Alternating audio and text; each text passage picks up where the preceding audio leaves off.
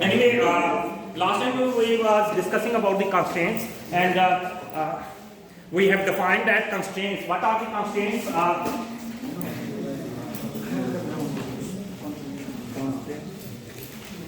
We have discussed that the restriction on the motion of the body is defined as the constraints.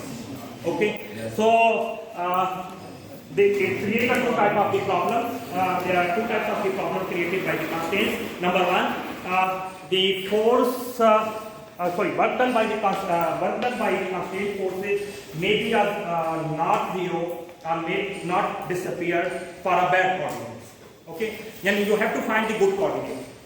Secondly, the bad coordinate will be dependent on each other due to the, if there is a constraint, the conventional coordinate will be start to depend upon each other due to that constraint. We have proved that like x square plus y square equal to r square. If x and y, generally x and y should be independent because they are orthogonal to each other, but due to constraint they will be start to depend upon each other.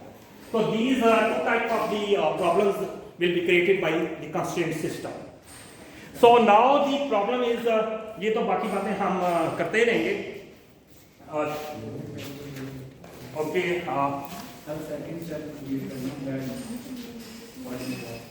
ये नहीं पिछला lecture ये coordinate will be start to depend upon. Okay.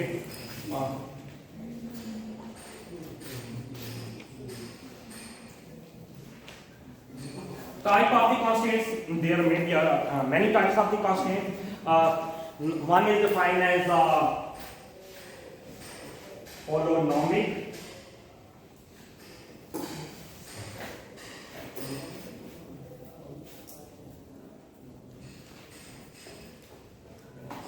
Holonomic constraints, and second type is defined as non-holonomic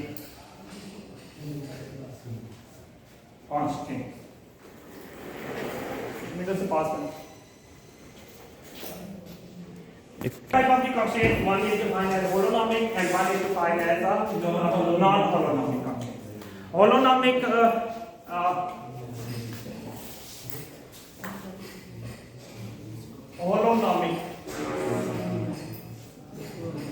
constraints. What are the holonomic constraints? Firstly, we will explain what is the holonomic constraint.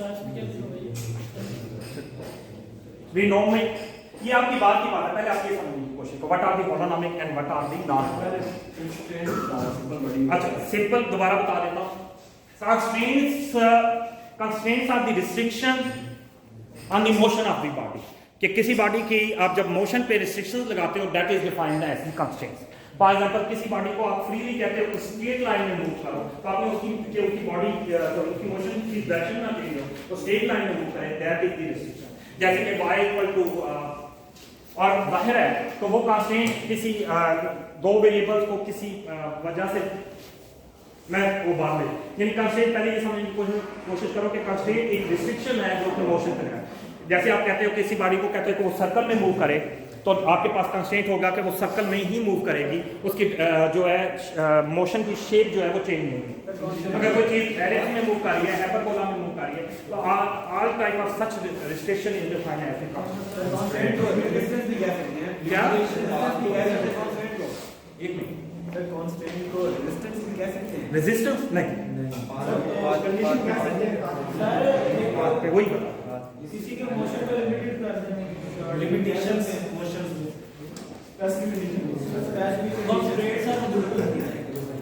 जो मर्जी कह लो. Restriction actually the word है restriction on the motion of the body, that is defined. ठीक है.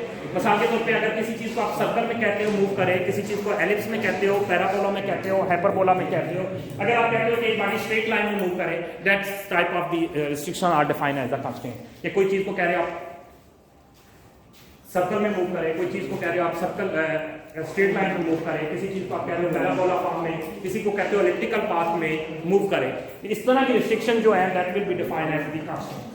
Sir जो जी यार बात सुनो, एक मिनट बात सुनो. I have already told ethics and moral are very important.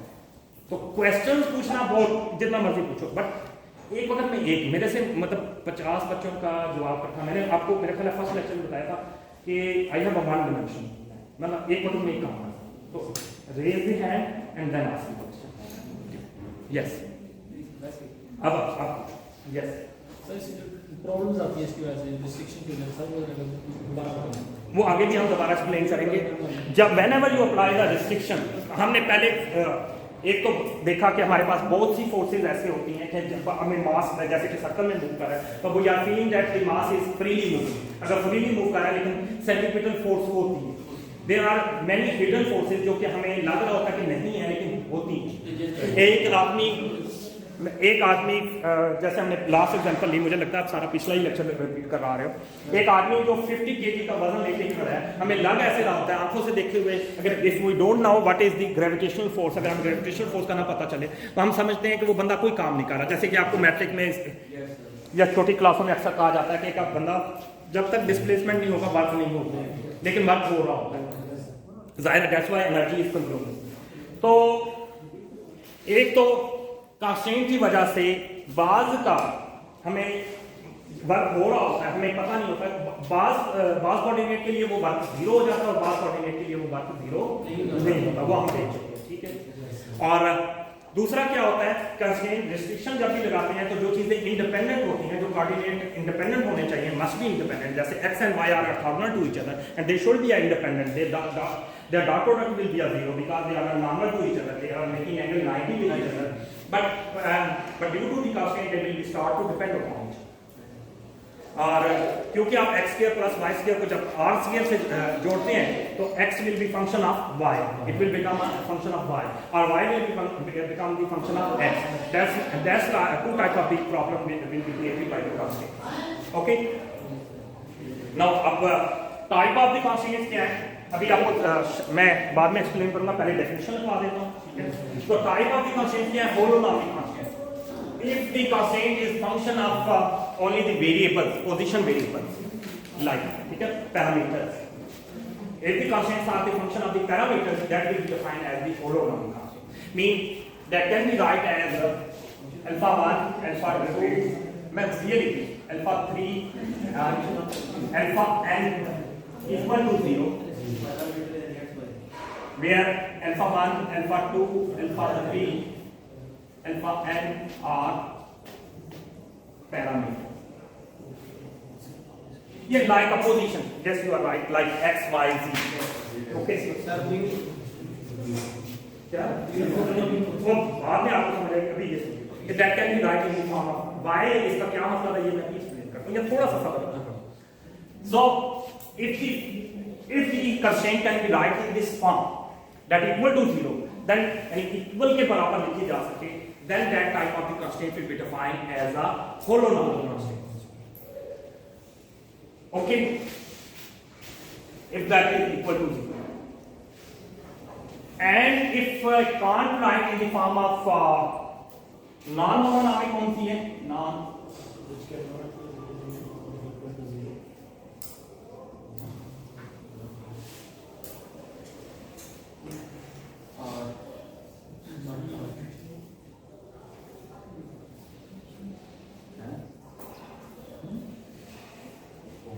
which can't be write in the form of equal to 0, that is not equal to 0, that can't be write equal to 0, that will be defined as a non-holonomic constant. बस यही जो मैंने आपको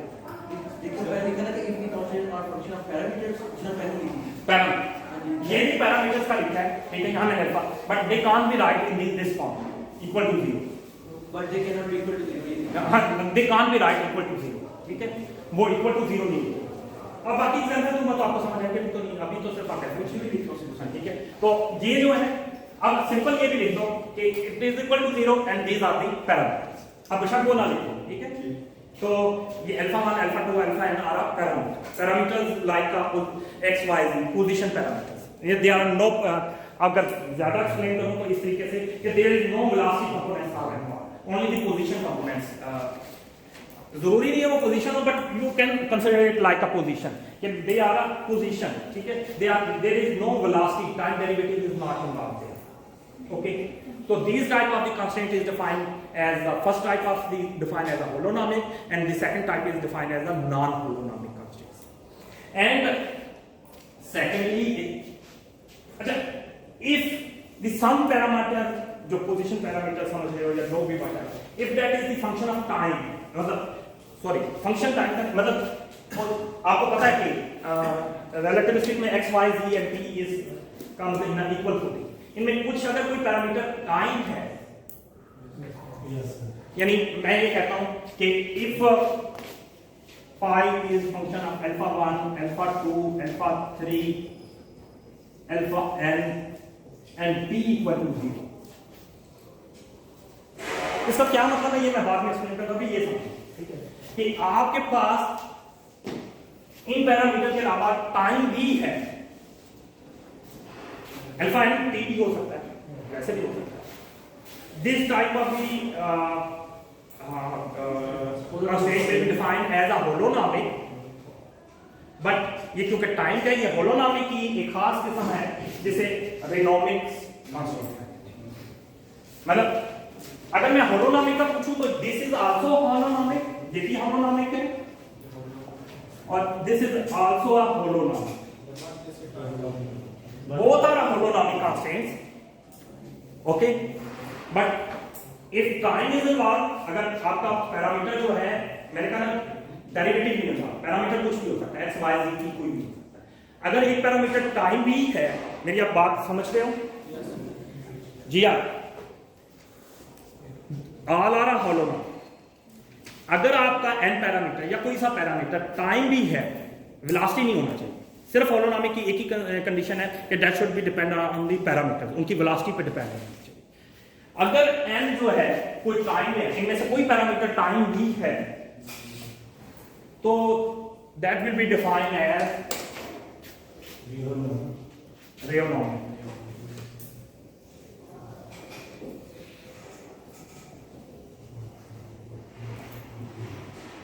but if not time, then scalar on, यानी अगर time नहीं है, if alpha 1, alpha 2, alpha 3, alpha n में से कोई भी पैरामीटर टाइम नहीं है, if parameter but no one is time, then that will be defined as a yes, then that will be defined as holonomic। तो है ही है ना, holonomic तो आपने समझा, ठीक है। तो ये holonomic कौन सी किस्म है?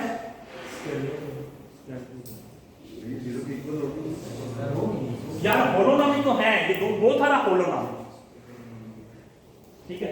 इनमें से अगर कोई पैरामीटर, ये भी ले लें, अगर इनमें से कोई पैरामीटर टाइम भी है, तो then that will be defined as a रेनोमिक। अगर टाइम नहीं हो तो फिर क्या होगा? हाँ, बस सिंपली सिर्फ ये है कि if holonomic constraints are function of time, if there is time involved, then the type of the holonomic constraint will be defined as a renomic, and if that there is no time, then that will be a scalar norm, ठीक है? Simply sir हम कोई भी calculation करते हैं उसमें time तो involve होता ही होता है, तो फिर वो इसका मतलब साइन सीधे मैं वो सारा कुछ अभी आगे एक्सप्लेन करूंगा, ठीक है। अभी आप ये समझो, अभी आपने ये नहीं समझना क्यों होता है, कैसा होता है, वो मैं बताने लगा। अभी तो ये भी नहीं पता कि इसका क्या मतलब है, मुझे पता है। आपने सिंपल आपके लिए लिया है कि अगर ये फंक्शन पैरामीटर्स का है तो होलोनॉमिक, ओ सॉरी होलोनॉमिक तो है ही है। If this type of the constraint that will be holonomic. अगर इनमें से कुछ पैरामीटर, कोई एक आधा पैरामीटर टाइम है, तो that will be defined as rheonomic. अगर कोई पैरामीटर टाइम नहीं है, अल्फा एन सारे पोजीशन पैरामीटर्स हैं या सिंपल पैरामीटर्स हैं, तो then that fine will be a scalar norm. Parameter तो थोड़ा डिफाइन करवा दें प्रॉपर कि टाइप्स के होती है, एग्जांपल किस तरह के पैरामीटर होते हैं। आप टाइमिंग इसे पोजीशन, थोड़ी देर बाद आपको क्लियर हो जाएगा। असल टाइमिंग आप इसे पोजीशन करते हैं जैसे एक्स वाई। एक्चुअली जब हम आगे जाएंगे, जब एडवांस लेवल पे जाएंगे, तो पोजीशन का कंसेप्ट, जैसे मैंने कहा पहले आप लेते हो एक्स एक्सिस के long x y and z axis जो है स्पेस में, जब बाद में आप एडवांस लेवल पे जाते हो तो कि दे मे बी एनीथिंग। जी क्या क्लास के बाहर आ जाओ। करने से गाड़ी 5 मिनट पहले आए। मुझे सॉरी क्यों कर रहे हो, पास नहीं हो गया, मैं ये बात कर आगे बैठ। सर 2 बजे और भी Definitely, it will be difficult to complete the exam. Anyways,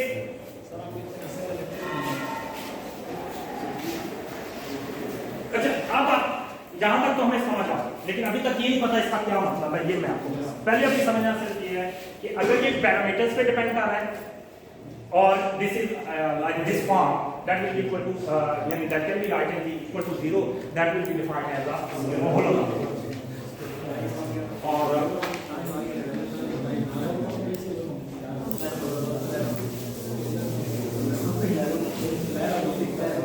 actually आगे वैसे ये सिर्फ डेफिनेशन तक है।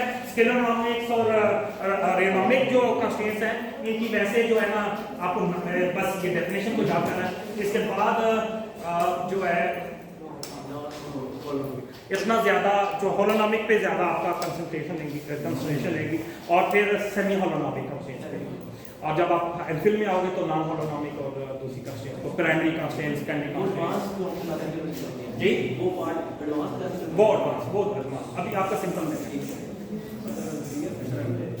ओके सो एग्जांपल ले लो, आसान सी एग्जांपल वही जो हमने पिछली एग्जांपल देखी थी। For example mass moving in a straight line. हाँ एग्जांपल ये सारी एग्जांपल जो हमने all the examples discussed in the previous lectures are related to the holonomic। वो मैं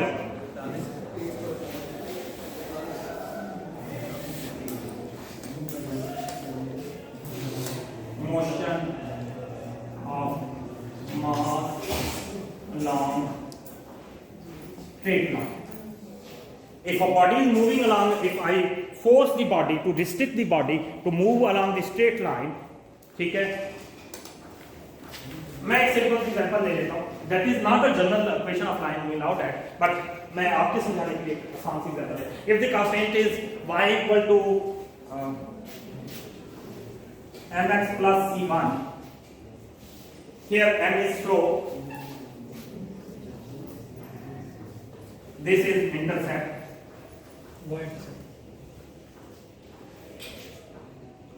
Okay, so this is the equation of line. Okay, straight line. Generally नहीं है, मैंने एक वैसी लिखी थी। So this can be m is constant, this is constant. Straight line both are constant. So I can write it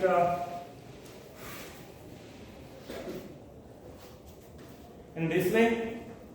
Yes, sir. And if I say this is a function, I can replace it, this is a function, ठीक है, left hand side. And this will be function of कौन से variable use हुए हैं? X and Y. That will be equal to 0. बाकी सब variable तो सिर्फ x और y है। तो left hand side is the function of x and y, right side is 0। Sir phi की कोई स्पेसिफिक वैल्यू होगी? फाई मीन कोई फंक्शन है, कोई रिस्ट्रिक्शन है, वो तो स्पेसिफिक वैल्यू वो लिखी हुई है ऊपर। वो तो कंस्ट्रेंट दिस इज मैंने ये कहा जो इस फॉर्म में लिखी जा सकती है। ये चीज कोई चीज का फंक्शन है, जो किस चीज का फंक्शन है, x और y, जो भी उस फॉर्म में, अगर कुछ मैनेजर क्वेश्चन हो इस तरह से तो वो कांस्टेंट इक्वेशन वो लिखी है, वो phi is equal to this phi is equal to this। Numerical का होगा तो phi वो, ये मैंने कहा कि यही ये सारी चीजें हम लिखेंगे वो इक्वेशन, ये नहीं लिखेंगे। मतलब ये कि हमें इस शेप में बदलने से ये पता चला कि ये सिर्फ हमें पता चला, ठीक है। सर इसमें कोई भी फंक्शन इसमें बना सकते हैं, सारे इसमें शिफ्ट कर नहीं, मैं बताता हूँ आगे बहुत सी जरूरत होगा, वो भी नॉन होलो नाम की जरूरत क्लियर हो जाएगा। बात का ऐसा होता है कि आप उसे होलो नाम का चेंज नहीं करना।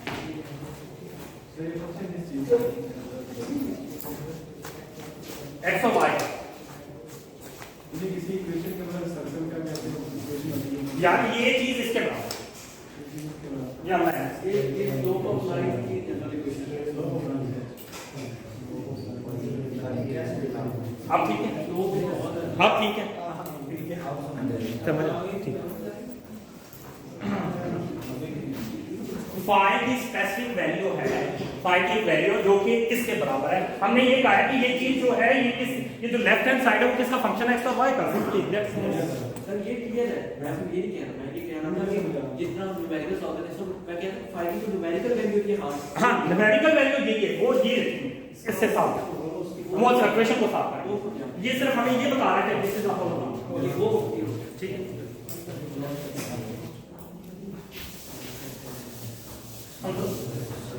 कोई बात नहीं, टाइम बहुत तेजी से जो है ना, हम बहुत तेजी से उस तरफ जा रहे हैं, आगे की तरफ जा रहे हैं। इंशाल्लाह ये अभी आपको समझ, जब आप इसको यूज करेंगे कॉन्सेप्ट को आप यूज करना है, everything will be up very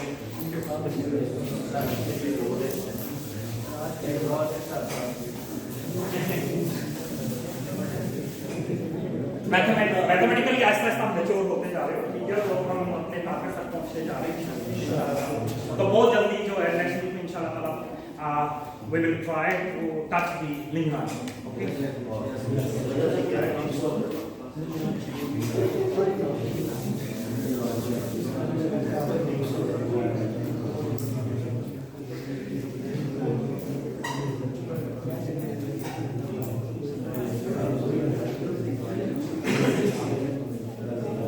mass moving in a circle। ये मैं अभी वही सारी बातें x square plus y square equal to r square is constant, so x square plus y square minus r square equal to 0, okay। And this y will be function of x and y, that is equal to 0।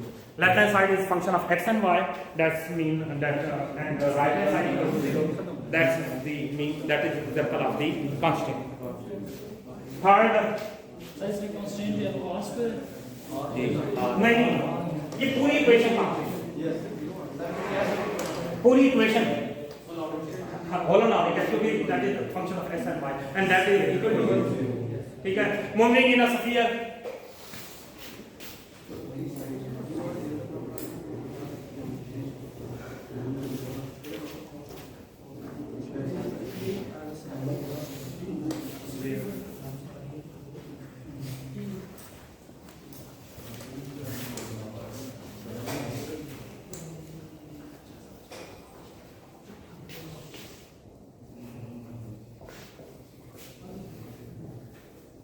so right hand side is function of x, y, z, and the left hand side is the function of x, y, and y, z, and right hand side is z।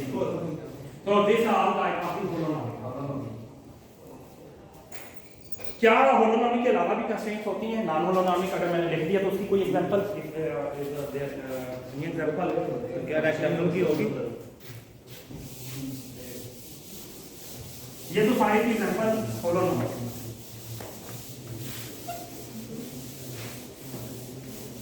Rectangular की होगी, हाँ what जो भी आप rectangle लिखो, जो ellipse में लिखो, जो चीज जिस चीज में मूव कर रही है, that are the all the examples of the होलोनॉमिक।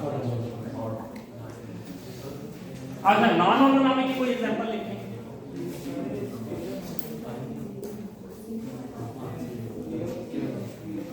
Gas molecule moving in within a sphere. Yes. Yes.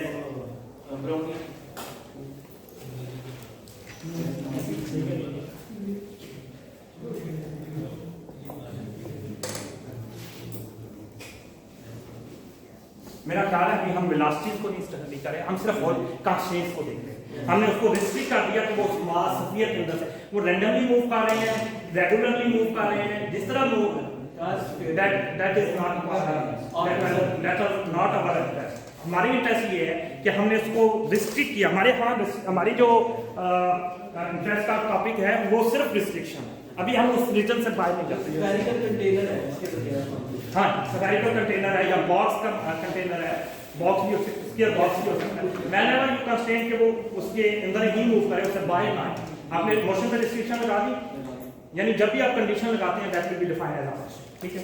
आपने उसकी कंडीशन लगा दी कि वो उस स्फीयर के अंदर से बाहर नहीं आ, ठीक है। तो इसकी इक्वेशन क्या बनेगी? x square plus y square plus z square sphere से, यानी हर पार्टिकल की मोशन की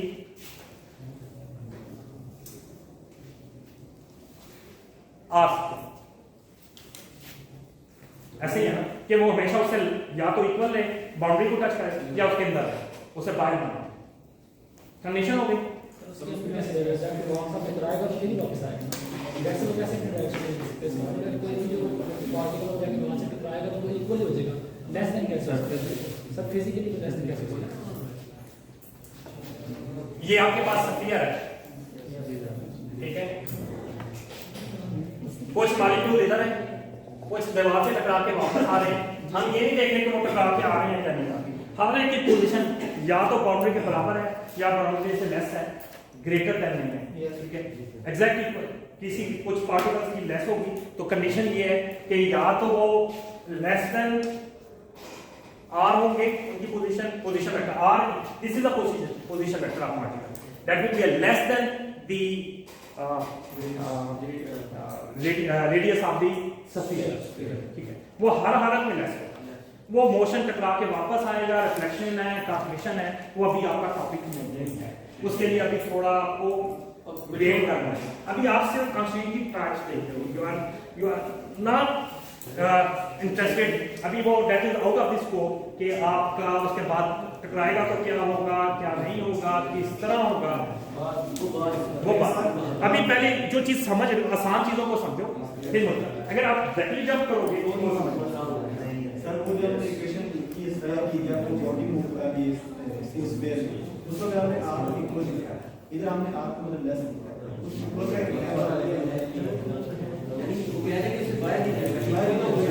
यार उसकी मोशन कैसी हो रही है, वो यार नॉट इंटरेस्टेड दैट। पहले तो एक बात ये है कि आपको समझ नहीं आ रही, आपने अपने आप को रिस्ट्रिक्ट करना है कि सिर्फ इस वक्त हमारा टॉपिक रिस्ट्रिक्शंस पे है। हमने उस पर कंडीशन क्या रखी, हमने गैस मॉलिक्यूल को अगर स्फीयर के अंदर डाला है तो उसकी मोशन पे हमने ये रिस्ट्रिक्शन लगाई है कि वो स्फीयर से बाहर नहीं जा सकता। सिंपल सी बात है, इसमें इतनी मुश्किल वाली बात नहीं है, वो स्फीयर से बाहर नहीं जाना। क्या अगर मैं रिस्ट्रिक्शन लगा देता हूँ टर्निंग इफेक्ट हो सकता है, वो भी पॉसिबिलिटी है, बट मैंने वो कंसिडर किया है कि मैंने एक ऐसा सिस्टम बनाया है जो स्फीयर से बाहर नहीं जा सकता। इसके अलावा उसमें वो सर एक जमीन है, हमें बाउंड्री लगानी है, हमें ये भी देखना कि गुजरों की जमीन है। हाँ, हमने ये लगाया है। आज मुझे लगता है आपका मूड जो है ना पढ़ने का नहीं है, टाइम ज्यादा वेस्ट कर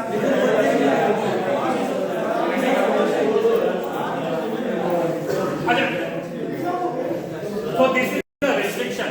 If such kind of restriction that the no gas molecule can, वो गैस मॉलिक्यूल ना भी होना, आप समझो एक बॉल इसके अंदर है, बॉल बाहर नहीं जा सकती। आप ही लोगो गैस मॉलिक्यूल नहीं, आपको आपकी मोशन तो रहना नहीं है, ठीक है। आप इस कमरे से बाहर नहीं जा सकते, तो आपके इसके कमरे का जो आपकी डिमेंशन बनेगी आप उसमें रिस्ट्रिक्टेड हो, इससे बाहर नहीं।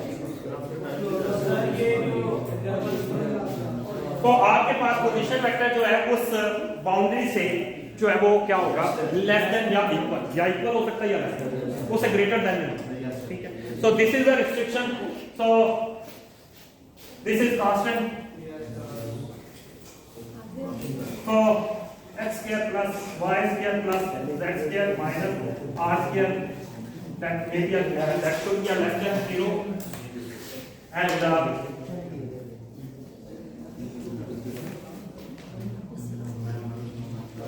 because it can't be right equal to 0, so that's why that is defined as non-homogeneous.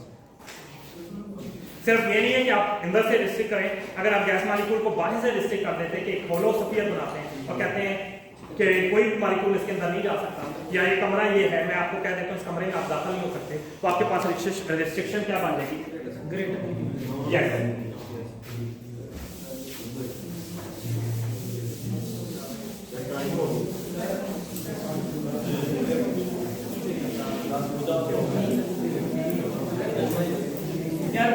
Please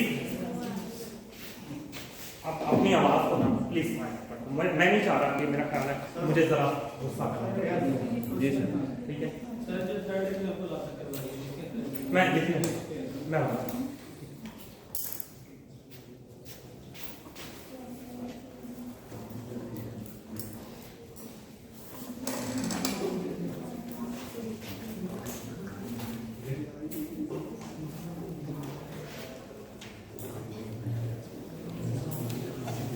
अगर वो इंटर ना हो सके तो क्या हो सकेगा that will be always larger than greater than ठीक है so that will always remain greater than okay so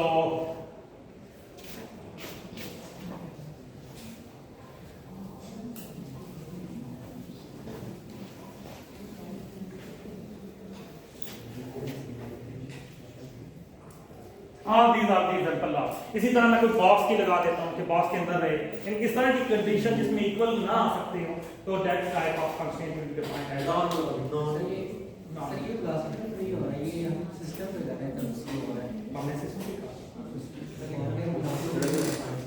space से राशि का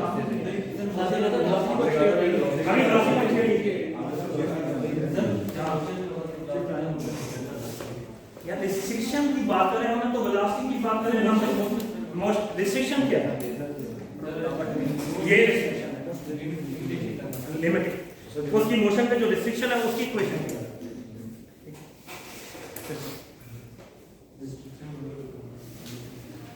हमने रेस्ट्रिक्ट कर दिया कि गैस मॉलिक्यूल जो है वो इन स्फीयर से बाहर नहीं निकलता हमने यहाँ रेस्ट्रिक्ट कर दिया गैस मॉलिक्यूल स्फीयर के अंदर नहीं आता हमने रेस्ट्रिक्ट कर दिया किसी चीज मॉलिक्यूल को बॉक्स के अंदर से बाहर और फिर बॉक्स की इक्वेशन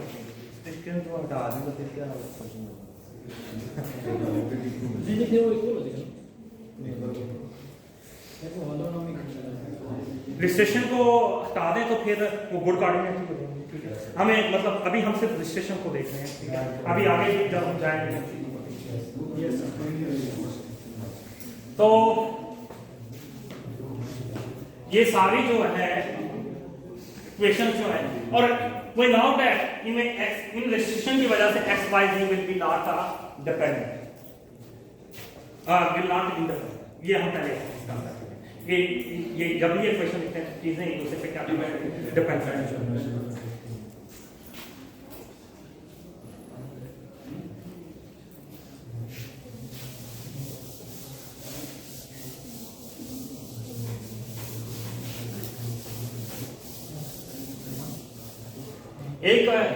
एक खास किस्म की कंस्ट्रेंट होती है specific type of constraint that is defined as semi holonomic constraint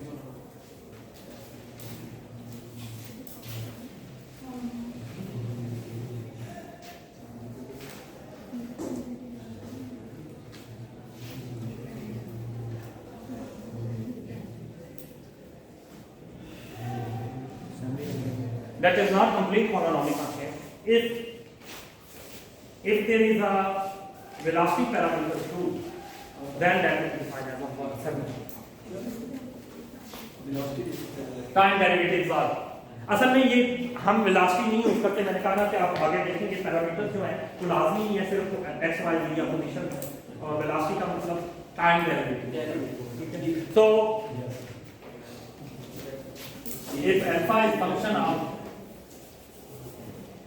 alpha its velocity and time that may be arrived in the form of this that will be defined as a semi holonomic सो ये तो लियो नहीं रियोनॉमिक constraint time वो मैंने आपको कहा ना वैसे तो दोनों हलोनॉमिक थे रियोनॉमिक जो है वो हम कब डिफाइन करते हैं जब साइन का वो अगर वो पूछा जाए ये वैसे तो हलोनॉमिक ही के साथ है ना इसी तरह हाँ जैसे फंक्शन ऑफ टाइम है ये सेमी हलोनॉमिक में जो है रियोनॉमिक की एग्जांपल ऑफ टाइम का फंक्शन ये तो स्केलर नॉमिक कराएगा वो that is this second element G velocity का डेरिवेटिव वो मैं बता सर इन दोनों में डिफरेंस क्या होगा सेमी हॉलोनॉमिक में और रियोनॉमिक में दोनों में टाइम क्या होगा आप एक मिनट में के लिए ना वो भूल जाओ हॉलोनॉमिक मैंने कहा आपने वैसे ही ठीक है अभी उसको भूल जाओ आप मेन डिफरेंस देखो हॉलोनॉमिक में और सेमी हॉलोनॉमिक में क्या है हॉलोनॉमिक में तमाम पैरामीटर सिर्फ पोजीशन पैरामीटर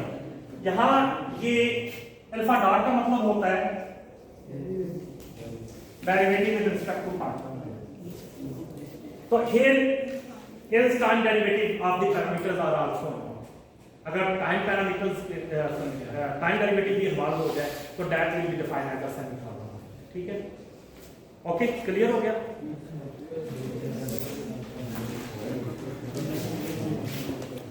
अच्छा, एक बात, ये टर्म जो है ना ये आगे यूज होगी बार बार। whenever you use the dot that means time derivative। if you use the prime, मैं बताता हूं, if there is a prime, ऐसा डैश का वर्ड प्राइम का है, ठीक है, तो इसका मतलब कोई भी डेरिवेटिव हो, वो टाइम भी हो सकता है, कुछ भी हो सकता है। ठीक है, तो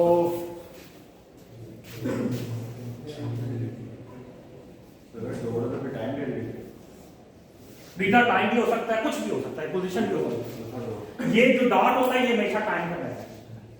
alpha dot mean derivative with respect to total derivative. एक बात होता है, this is not equal to partial derivative, that is the total, that is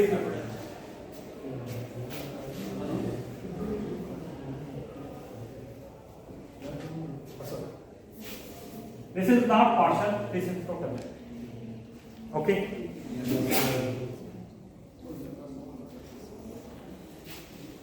so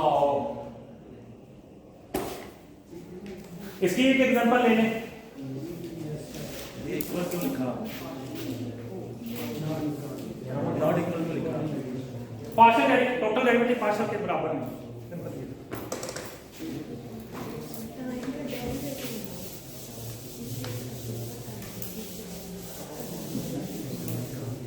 वो रियोनॉमिक की एक एग्जांपल वो आपके पास अगर टाइम इन्वॉल्व है, अभी हमें उससे ज्यादा इंटरेस्ट नहीं, हमारे इंटरेस्ट में हॉलोनॉमिक, सेमी हॉलोनॉमिक, बल्कि नॉन हॉलोनॉमिक भी क्योंकि सॉल्व करना अभी पॉसिबल नहीं है, तो सेमी हॉलोनॉमिक कंस्ट्रेंट, सॉरी नॉन हॉलोनॉमिक भी आपका टॉपिक नहीं है। आपका टॉपिक जो है सिर्फ हॉलोनॉमिक और सेमी हॉलोनॉमिक है, वो बस याद करने के लिए। मेरा कहने का मतलब है कि हम जनरली सिर्फ हॉलोनॉमिक को लेंगे, चाहे वो स्केलर नॉमिक हो, चाहे रेनॉमिक, चाहे वो टाइम का फंक्शन हो, चाहे हमारा मेन इंटरेस्ट है हॉलोनॉमिक एंड सेमी। तो जो आइलैंड इक्वेशन हम फर्स्ट ड्राइव करेंगे वो हॉलोनॉमिक कंस्ट्रेंट के लिए ड्राइव करेंगे, फिर उसके बाद हम सेमी हॉलोनॉमिक के लिए क्या सिस्टम कैसा बनेगा वो सारा कुछ हम डिस्कस करेंगे, और उसके बाद आपको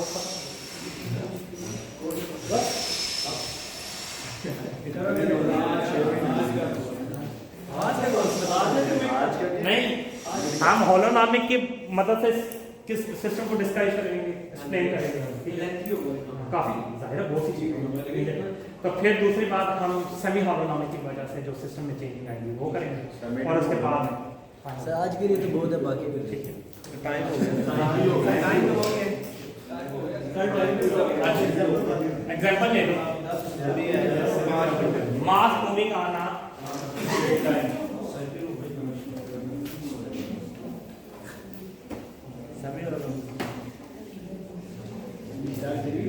इसकी एग्जांपल है ना,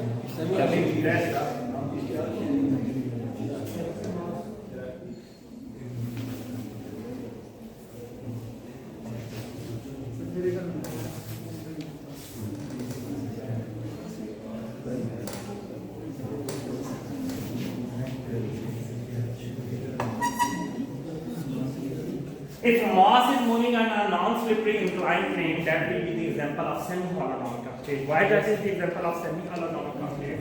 If this is a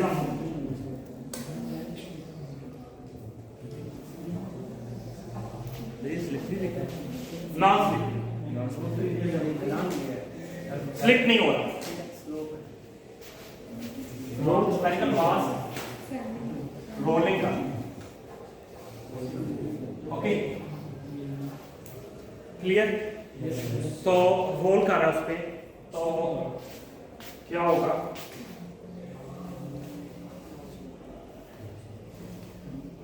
this R will be constant position, spherical ball है, ठीक है, और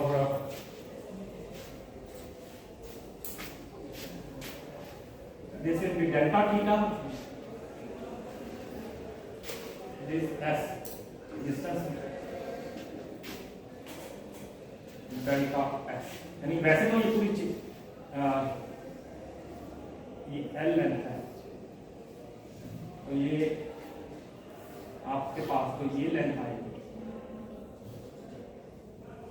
ठीक है यानी ये उतना डिस्टेंस कवर करेगी जितना इसकी लेंथ है ऐसा ही है ना so delta L will be equal to R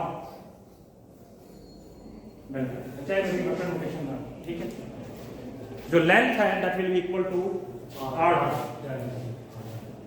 और इसको हम टाइम से अगर क्योंकि चेंज आ गया with respect to time in this restriction change is involved okay Yes, sir. so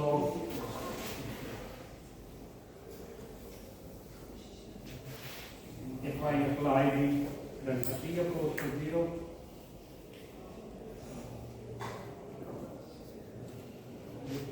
delta t approach to 0 sir ये समझ नहीं लगी ये दोबारा करवा दीजिएगा समझ आर्क डेल्टा इस आर्क लेंथ की लेंथ कितनी होगी ये हमने टाइम में पढ़ा है delta delta s equal to r d theta वैसे तो L is equal to R theta over relation. हाँ जी नहीं s equal to r S is equal to R theta.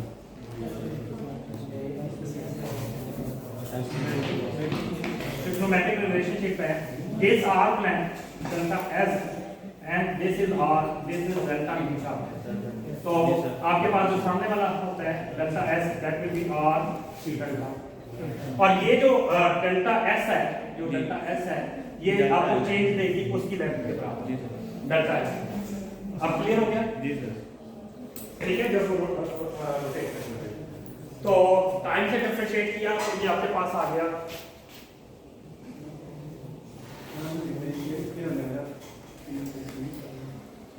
R constant है लिमिट आगे चली जाएगी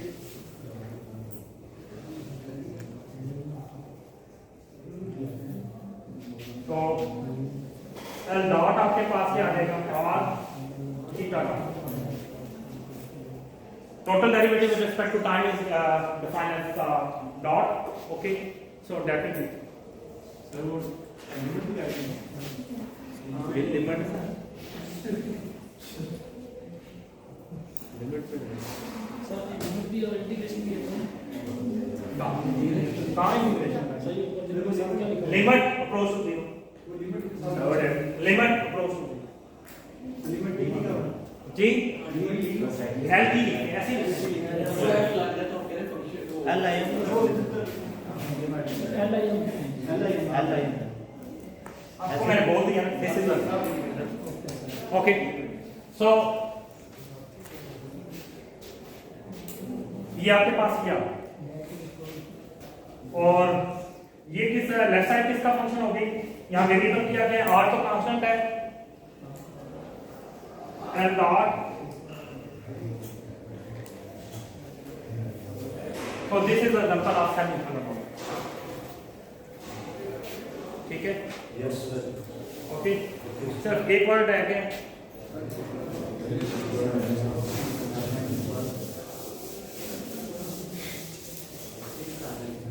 वीकली जीरो सर इस पर डॉट आ रहा है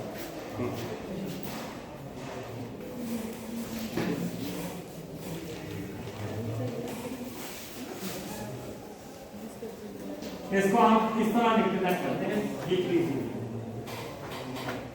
वीकली जीरो का मतलब अप्रॉक्सीमेटली बहुत से लोग समझते हैं अप्रॉक्सीमेटली जीरो नहीं this is defined by the Dirac this terminology is defined by the Dirac okay defined by Dirac that credit goes to the Dirac. If something is equal to zero but their partial derivative is not zero, then that means that will be defined as a weakness. अगर कोई चीज खुद से तो zero हो लेकिन उसका partial derivative zero ना हो वो जो है वो चीजें क्लासिफाई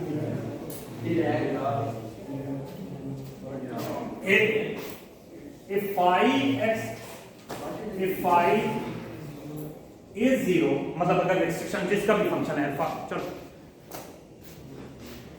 आप समझ लो फाई अल्फा का यूनिट पैरामीटर का फंक्शन है, that is 0, but it's partial derivative यानी 1 and 2, but its partial derivative is non-zero, not equal to 0, then that will be defined as a that means 0. तो वो total इन दोनों को 1 and 2 को अगर जब हम कंबाइन करेंगे तो इसका मतलब है कि phi alpha will be okay. इन ऐसी चीजें जिनका ऐसी कंस्ट्रेंट्स ऐसी सिस्टम जब हम उसका डेरिवेटिव ले तो वो 0 ना हो, बट जो है वो खुद से 0। एग्जांपल मैं करवा के देता हूँ सिर्फ, ठीक है, और उसके बाद क्या हमारा सर ये एग्जांपल देख लो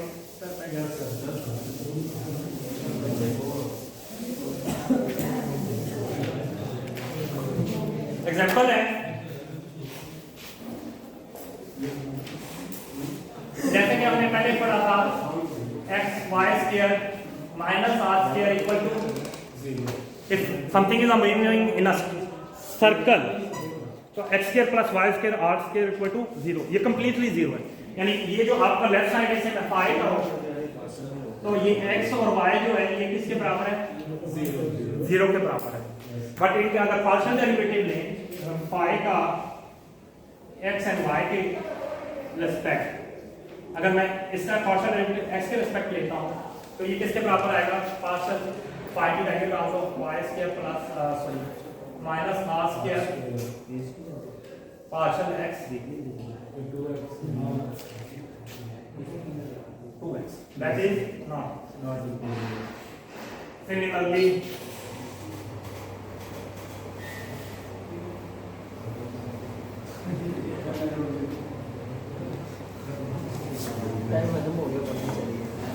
okay, that will be not equal to. Okay, so this means this implies that yani there will be 1 and अगर इन दोनों चीजों को हम प्रूव करें तो 1 and 2 implies that by x by is weakly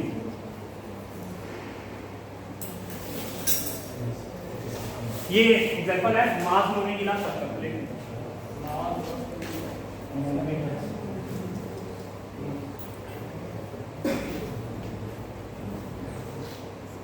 इसी तरह तमाम कंस्ट्रेंट स्फीयर के लिए भी आप चेक कर सकते हो कि अगर कोई चीज खुद से 0 लेकिन उसका पार्शियल डेरिवेटिव 0 ना हो, that will be defined as a stop. आज के लिए